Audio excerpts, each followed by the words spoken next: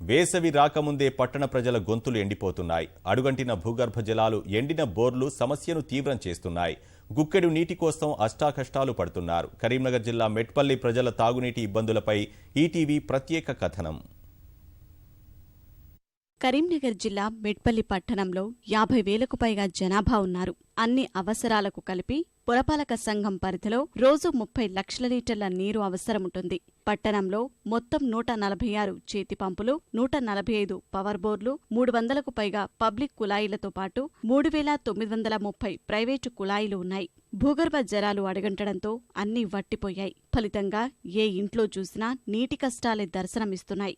ఇంటికొచ్చే బంధువులు కూడా నీటి బాధలు చూసి తిరుగు ప్రయాణమవుతున్నారని పట్టణవాసులు ఆవేదన వ్యక్తం చేస్తున్నారు.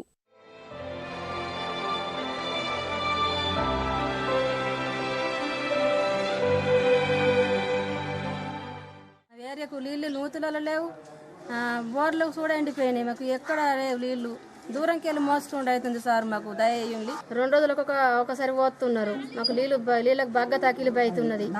పొద్దున్న లేసి పిల్లలు స్కూల్కి పోవడం ఉంటుంది. పిల్లలు స్కూల్ చూసుకుంటారా, నీళ్ళకు చూసుకుంటారా, బాగా ఇబ్బంది అవుతుంది సార్. దయచేసి ఎట్లా వేసి మాకు నీళ్ళు వచ్చే ప్రయత్నం చేయండి. ఇంటింటికి బోర్ ఉన్నది అన్నట్టే, పేరుకున్నది అన్నట్టే, నీళ్లు లేవు. మరి ఇప్పుడు ఏం చేసుడు, ఎండలు ఇట్లా కాబట్టి మరి ట్యాంకర్లు కూడా పోతలేరు. మాకు పొయ్యి మండి పోతే సాయంత్రం ప్రొద్దున ట్యాంకర్ల కూరకే తిరుగుడు ఉంది. మాకు పిల్లలు స్కూల్ కోవడా, టిఫిన్ ఇటు ఏ పని అన్నది మాకు ఏది సుమారు పడతలేదు సార్.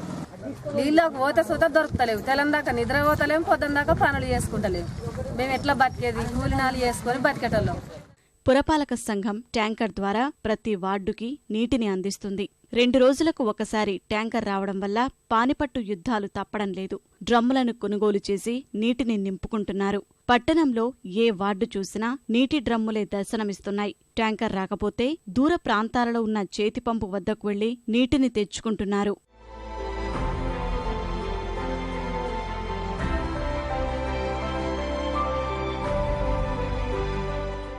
కనీసం నీటి ట్యాంకర్ల సంఖ్య పెంచైనా దాహార్తి తీర్చాలని మెట్పల్లి పట్టణ ప్రజలు అధికారులకు మొరపెట్టుకుంటున్నారు.